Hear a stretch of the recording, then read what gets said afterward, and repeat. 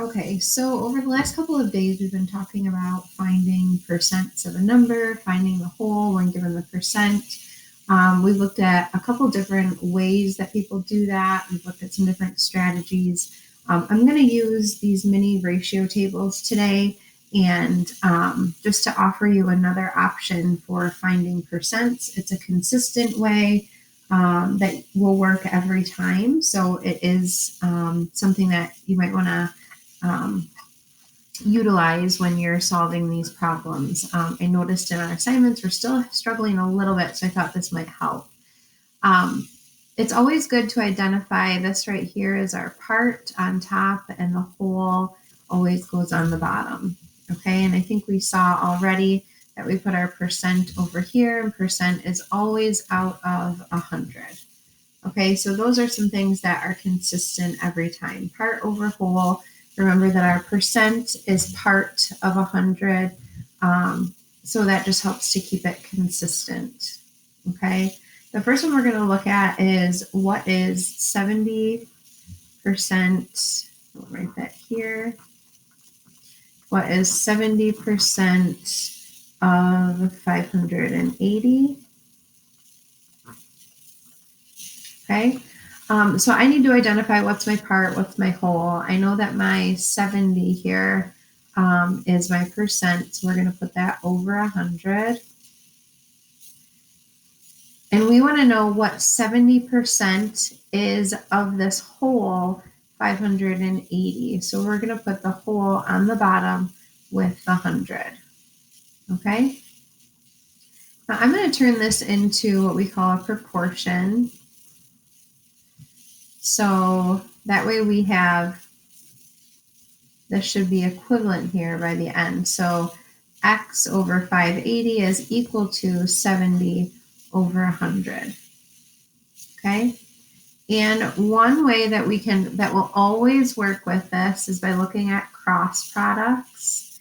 And what that means is whenever you have this ratio here and this ratio here set equal to each other, if I multiply this way, they're going to be equal also.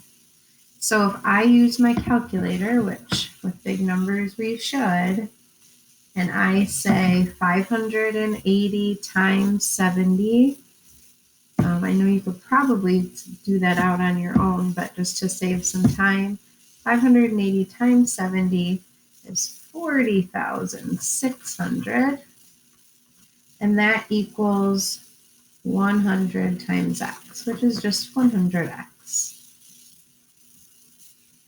And then we can divide both sides by 100. Divide both sides by 100. 100 divided by 100 equals 1. And if we divide that by 100 and this by 100, we're getting rid of those zeros. So 406.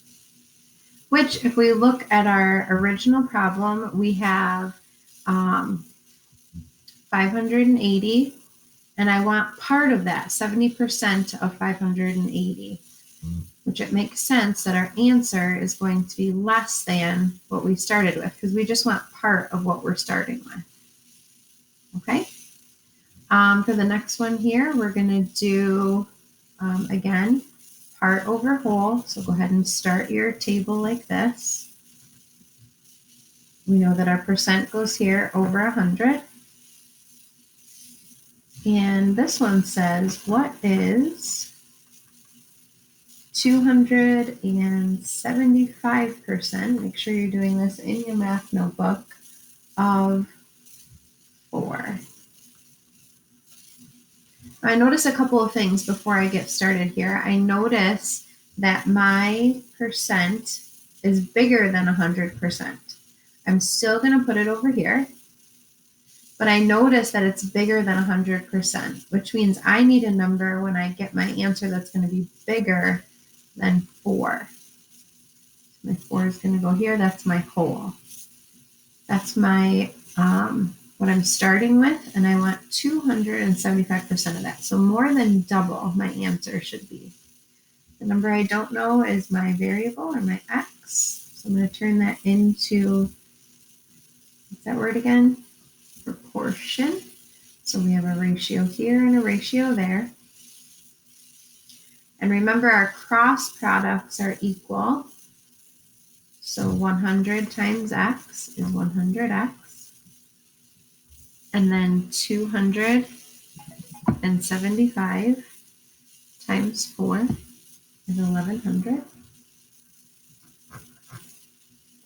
Then we want to get this x to be 1x. So I'm going to divide that by 100, which gives me 1x. And if you do it to one side, you've got to do it to the other. And again, if I'm dividing by 100, I can just get rid of those zeros there. So my x equals 11. Now remember when we started, I said I should get an answer that's greater than 4 because my percentage is greater than 4. In fact, I think I said it should be more than double 4, which would be 8. And that is more than double 4 because our percentage is more than double 100.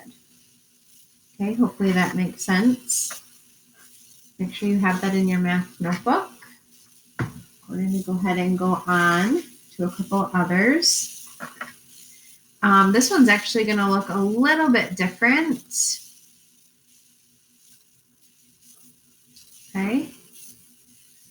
This one, our percentage, we're going to start with our part and whole again.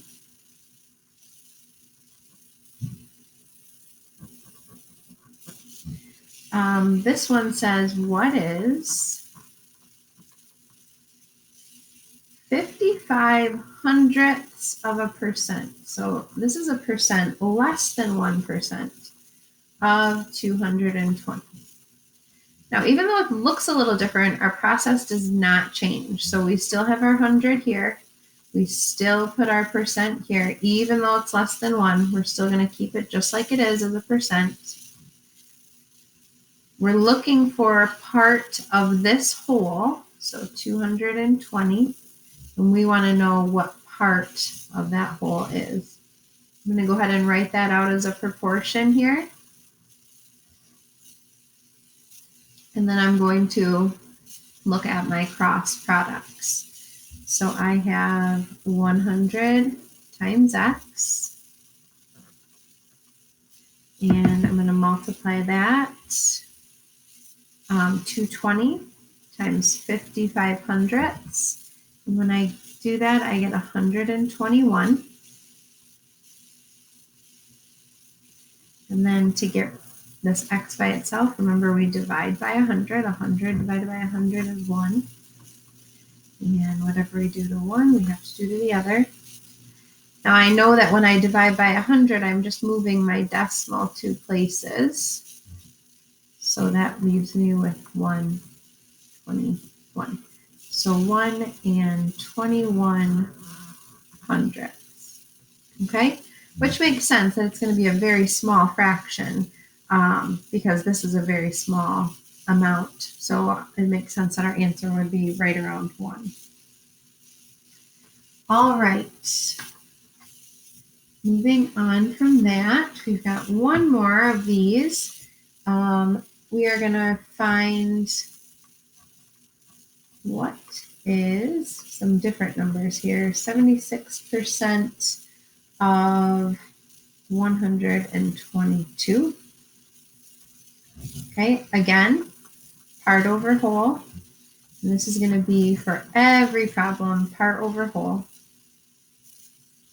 Here's my percent over 100. And we're trying to find out the part of that whole. So we're going to go ahead and fill in our proportion and put my variable in the missing place. Some of you might feel real comfortable right now going ahead and cross multiplying, finding those cross products. If not, I'll do it with you here. So we're going to multiply the 100 times x, which we know is 100x. And then we're going to multiply 76 times 122. And when we multiply those, we get 9,207. Sorry about that. 272. And again, to find our value of x, to get x, so it doesn't have any numbers over here with it, we're going to divide this 100. So 100 divided by 100 is 1. And then if we do that to 1, we have to do it to the other to keep it balanced. So it's the same here. And again, when we divide by 100, we just move our decimal over 2. So 92.72, or 92 and 72 hundredths. Okay. Moving on from there, we are going to look at what if we know the part. What if we know the percent, but we don't know the whole? What if we know the part, we know the percent, but we don't know the whole? So we're going to look at some problems like that here. Let's do another one of those. We'll need a couple. So now we're going to work on finding the whole. So this process is going to be very similar. And this is why I like this method, because you just have to figure out what's my part, what's my whole, what's my percent, what am I looking for? But the solving process is very consistent. Okay, so let's see here. Marissa saved $15. So that's what she saved when she bought a sweater on sale, or a sweater that was 30% off.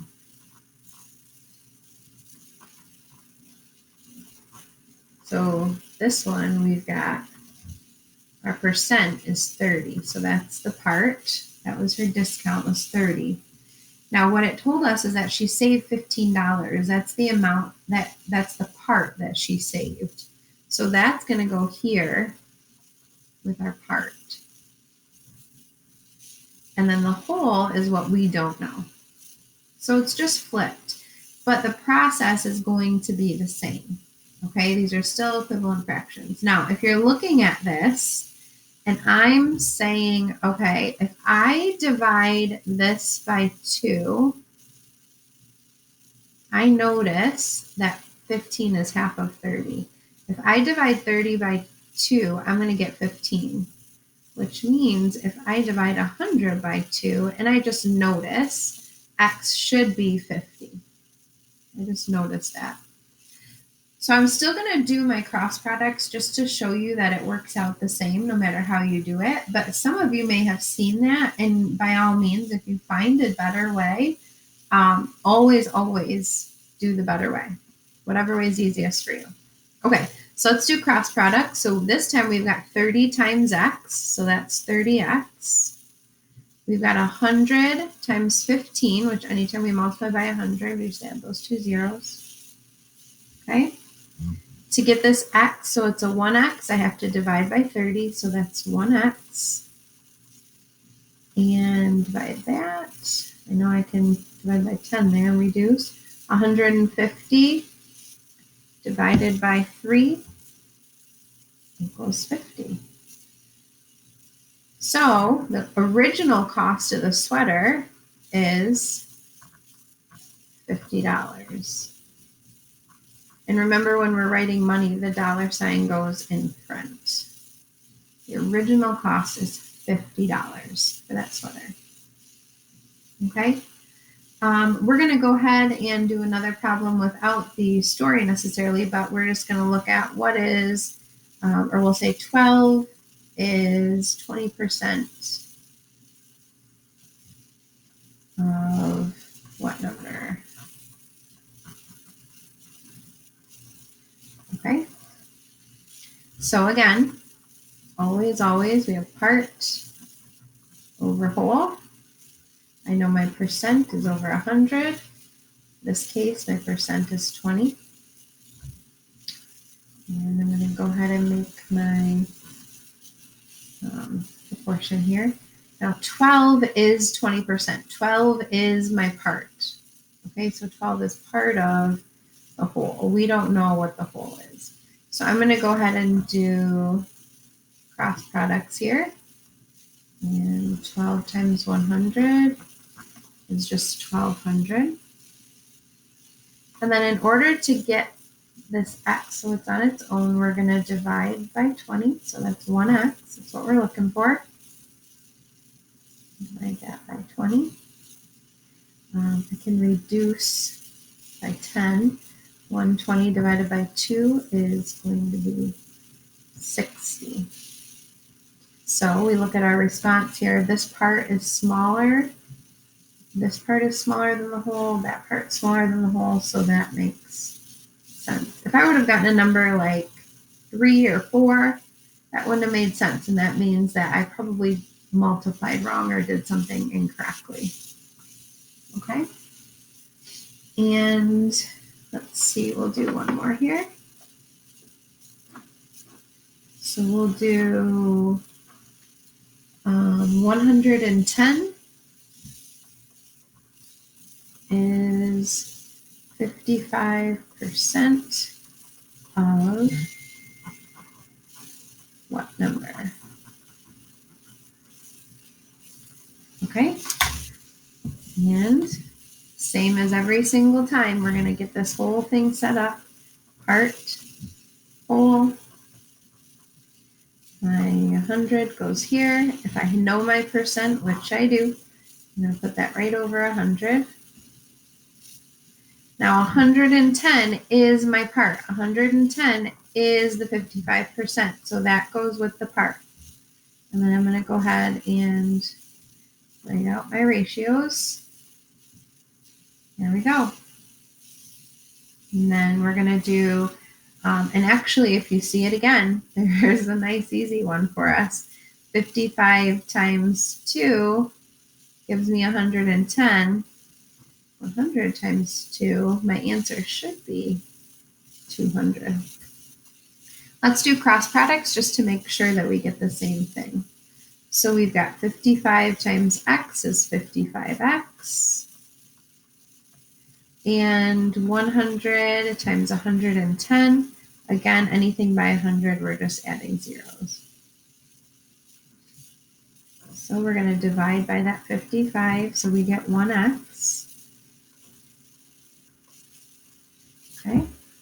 And when I divide 11,000 by 55, I do indeed get 200.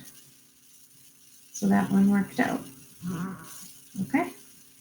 So again, it doesn't matter the method that you choose, the strategy that you choose. It does not matter. What matters is that you're making sense of the problem and thinking about, am I finding the part or am I finding the whole? And once you determine that, just making sure you've set that up correctly. So let's do one more. We'll do Marcus. Ooh, it's a little messy. Marcus saved $10 when he bought a ball glove for 40% off. We want to know, what is the original price or full price? Okay. So I bet you can tell me what's the first thing I'm going to do. Go through and write part and whole. My percent is always out of 100. That's part of 100. Is my percent given? It is. So the discount is 40% off. He saved $10, so that's the part that he saved. So my whole, the original price obviously is going to be bigger than the discount because the discount's 40% off. And we don't know what the whole is. It's what we're trying to find. Again, I can see if I did 40% divided by 4, then I'm going to get 10.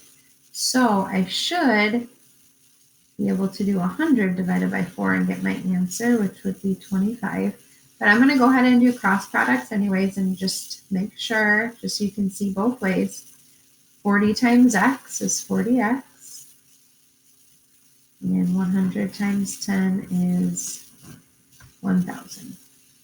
Okay? And do you remember how I'm going to get that x? So it's just an x. Yeah, I've got to divide. So I'm going to divide this by 40. And that gives me my 1x. And then I'll divide that by 40. And I can reduce by 10 there. So 100 divided by 4 is 25. And so his full price ball glove, it's a very inexpensive ball glove, $25. And the dollar sign goes in front of the 25. Always, always, always and forever in front of the 25. Okay, so you should have a total of 8 problems in your notebook. Make sure you've separated them by finding the percent and finding the whole. And again, we can even do, finding part and finding the whole. We can even find the percent if we were to say he saved $10 on a $25 ball glove, our x would just go where the percent is.